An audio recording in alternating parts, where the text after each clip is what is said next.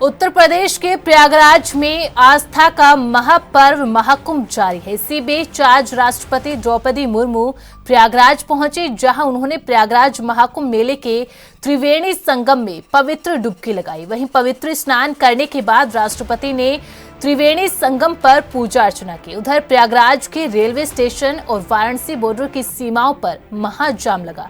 प्रयागराज महाकुंभ में शामिल होने आए श्रद्धालु रोड अरेस्ट हो गए। देखिए यह खास रिपोर्ट।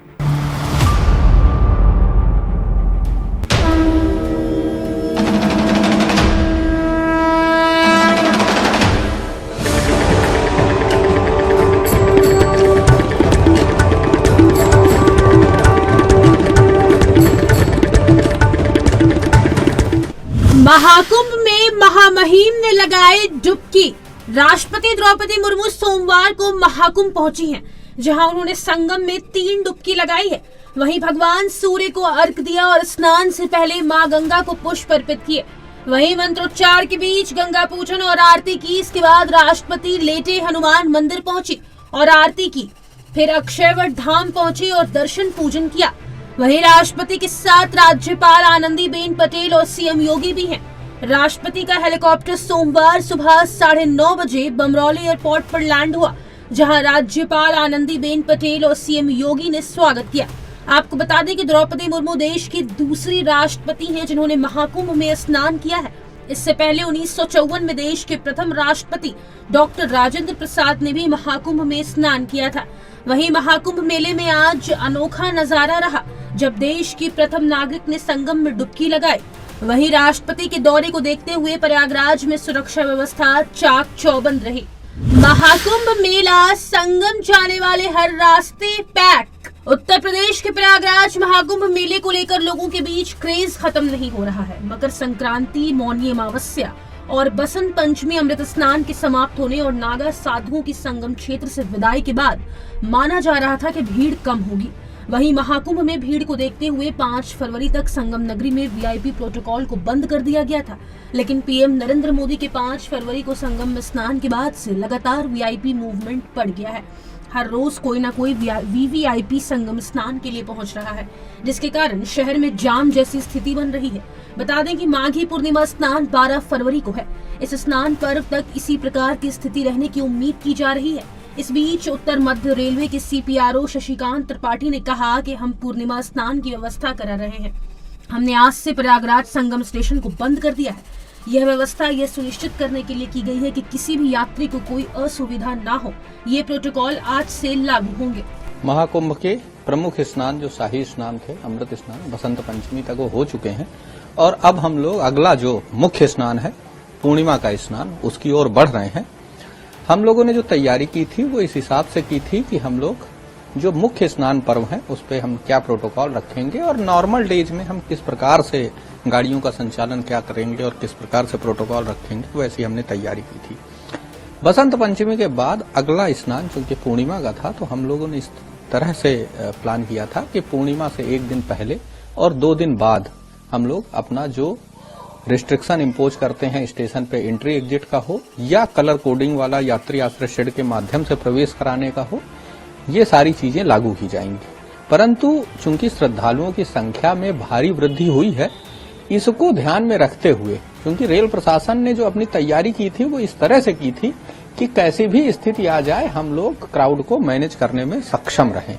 इसलिए हम लोगों ने केवल अपने उस प्रोटोकॉल को एक्सटेंड किया है। हमें किसी नए प्रोटोकॉल की आवश्यकता नहीं पड़ी है। जो हमने पीरियड डिसाइड किया था कि हम 11 तारीख से एंट्री एग्जिट का प्रोटोकॉल ऑपरेट करेंगे, यात्री आश्रय शेड का प्रोटोकॉल ऑपरेट करेंगे, या प्रयागराज संगम स्टेशन को बंद करने की बात हो तो ये 11 तारीख से की जाएगी, उसको हमें एक्सटेंड करना पड़ा है क्योंकि श्रद्धालुओं की संख्या में इजाफा हुआ। इसलिए आज से ही हम लोगों ने प्रयागराज संगम स्टेशन को बंद कर दिया है। साथ ही साथ हम लोगों ने जो प्रयागराज जंक्शन पे एंट्री एग्जिट था कि जैसे एंट्री केवल और केवल सिटी साइड से होगी और एग्जिट सिविल लाइन साइड से होगा, इसी प्रकार से यात्रियों को जो अनारक्षित श्रेणी के जनरल क्लास के यात्री हैं उनको प्रवेश यात्री आश्रय शेड, जो कलर कोडेड यात्री आश्रय शेड हैं, उसके माध्यम से प्रवेश दिया जाएगा। इसी तरह आरक्षित श्रेणी के यात्रियों को गेट नंबर 5 के माध्यम से, जो उनके लिए यात्री आश्रय शेड बनाया गया है, उसके माध्यम से प्रवेश दिया जाएगा।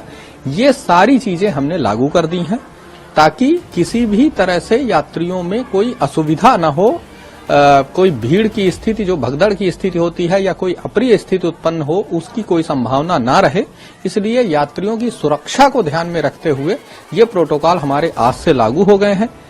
आज 1 करोड़ से ज्यादा श्रद्धालु कर चुके हैं संगम स्नान। प्रयागराज महाकुंभ में आज रविवार 10 फरवरी को 1 करोड़ से ज्यादा श्रद्धालु संगम स्नान कर चुके हैं। वहीं दोपहर करीब 3 बजे श्रद्धालुओं की भीड़ की संख्या ने 1 करोड़ के आंकड़े को पार कर लिया। शाम तक यह आंकड़ा 1.25 करोड़ के पार जाएगा।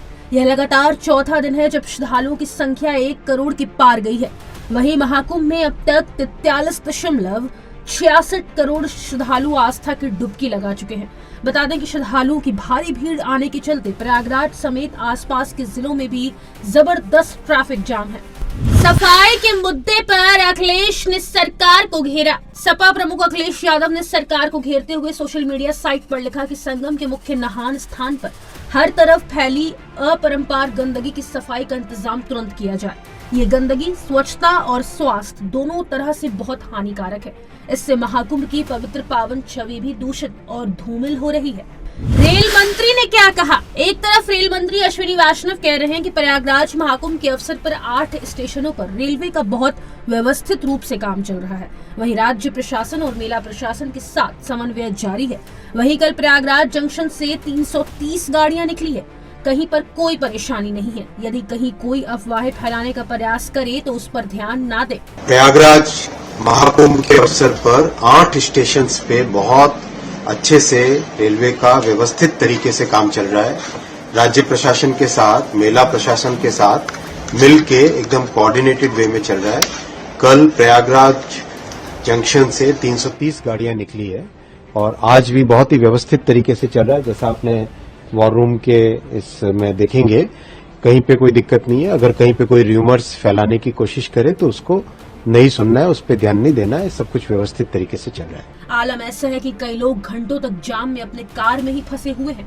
कई ऐसे लोग हैं जिनको 30 घंटे लग रहे हैं प्रयागराज पहुंचने में। Special desk ANB news.